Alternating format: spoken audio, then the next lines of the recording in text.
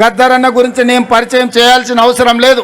గద్దరన్న గురించి తెలియని వాళ్ళు ఈ 4 కోట్ల జనాలలో ఎవరూ లేరంటే అతిశయోక్తి కాదు. వారే కాదు, బండెనుక బండి కట్టి ఈ పాట పాడని వారు, ఈ పాట వినని వారు లేరు. బండి యాదగిరి కుటుంబాన్ని ఈరోజు తెలంగాణ రాష్ట్ర ప్రభుత్వం గౌరవించాలని నిర్ణయం తీసుకున్నది. అదేవిధంగా ఇంతకుముందే సన్మానించుకున్న అందశ్రీ గురించి నేను కొత్తగా చెప్పవలసిన అవసరం లేదు. అదేవిధంగా గోరెటి వెంకన్న, అదేవిధంగా సుద్దాల అశోక్ తేజ, అదేవిధంగా జయరాజ్, అదేవిధంగా పాశం యాదగిరి, అదేవిధంగా ఎక్క యాదగిరిరావు గారు ఈరోజు మనం నివాళులు అర్పించే అమరవీరుల స్తూపాన్ని ఎక్క యాదగిరిరావు గారే తీర్చిదిద్దిండ్రు.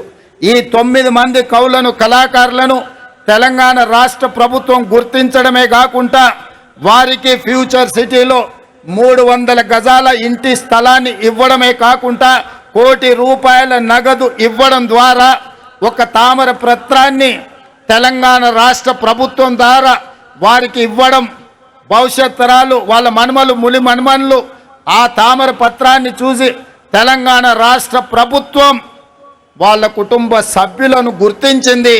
తెలంగాణ ఉద్యమంలో వారి త్యాగం, వారి పోరాటం ఎంతో స్ఫూర్తిని నింపింది అని చెప్పి ఈ 9 మంది కవులను, కళాకారులను తెలంగాణ రాష్ట్ర ప్రభుత్వం గుర్తించి సన్మానించాలనుకుంటుంది. అందుకే వారికి తామర పత్రాన్ని రాష్ట్ర ప్రభుత్వం అధికారికంగా అందించడమే కాకుండా వారికి ఒక ఇంటి స్థలాన్ని, వారికి ₹1 కోటి నగదును వారికి ఇవ్వడం ద్వారా ఈ ప్రభుత్వం, ఈ 4 కోట్ల తెలంగాణ ప్రజలు మీ త్యాగాలను మరవలేదు, మీ త్యాగాలు చరిత్ర పుటలలో, మీ పోరాటాలు మా మెదళ్ళలో శాశ్వతంగా ముద్రించుకుంటాము. మిమ్మల్ని గుండెల్లో పెట్టి చూసుకోవడమే కాదు, 4 కోట్ల తెలంగాణ ప్రజలు, తెలంగాణ రాష్ట్ర ఆకాంక్ష ఉన్న ప్రతి వాడు మిమ్మల్ని భుజాల మీద మోస్తారు అనే ఒక సందేశాన్ని అందించడం కోసమే ఈరోజు వీళ్ళను గుర్తించడం జరిగింది. వాళ్ళకి ఇంటి స్థలమో లేకపోతే ₹1 కోటి ఆర్థిక ప్రయోజనం కోసమో ఈ రాష్ట్ర ప్రభుత్వం ఈ కార్యక్రమాన్ని చేపట్టలేదు. 4 కోట్ల తెలంగాణ ప్రజలు మీ త్యాగాన్ని, మీ సర్వం వడ్డడం వల్ల ఈరోజు తెలంగాణ రాష్ట్రం వచ్చింది. అందుకే ఈ రాష్ట్ర ప్రభుత్వం మిమ్మల్ని గుర్తిస్తుంది, గౌరవిస్తుందన్న సంకేతాన్ని ప్రపంచానికి అందించడం కోసమే ఈరోజు ఈ కార్యక్రమాన్ని తీసుకున్నాం. పెద్ద ఎత్తున ఇక్కడికి వచ్చేసిన వేలాది మంది చప్పట్ల ద్వారా ఈ కవులను, కళాకారులను అభినందించాల్సిందిగా మీ అందరికీ నేను విజ్ఞప్తి చేస్తున్నా. మిత్రులారా, కొద్దిమందికి బాధ ఉండొచ్చు, ఆవేదన ఉండొచ్చు, దుఃఖం ఉండొచ్చు. మా ఆలోచనలు, మా కుటుంబ గుర్తింపు, మా రాజకీయ పార్టీ మనుగడకు ఈ నిర్ణయాలు ప్రమాదకరంగా మారుతున్నాయని అనుకోవచ్చు.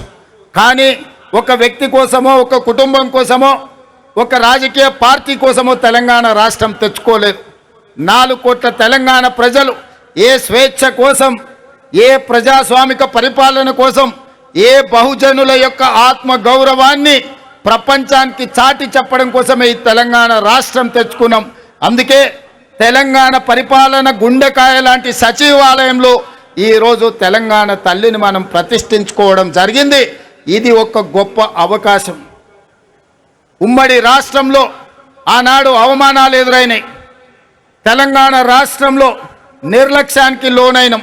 అలాంటి అవమానాలు, నిర్లక్ష్యాలు ఇంకా తెలంగాణ ప్రజలకు ఉండకూడదు అన్న ఆలోచనతో టీజీని రాసుకోవడం కానీ, జై హే జై హే తెలంగాణ గీతాన్ని పాడుకోవడం కానీ, ఈనాడు తెలంగాణ తల్లిని ప్రతిష్ఠించుకొని ప్రతి సంవత్సరం డిసెంబర్ 9 నాడు తెలంగాణ తల్లి అవతరణ ఉత్సవాన్ని అధికారికంగా రాష్ట్ర స్థాయిలో, జిల్లా స్థాయిలో, మండల స్థాయిలో ప్రభుత్వ కార్యక్రమంగా నిర్వహించాలని, అధికారిక కార్యక్రమంగా చెయ్యాలి అని రాష్ట్ర ప్రభుత్వం నిర్ణయం తీసుకున్నది.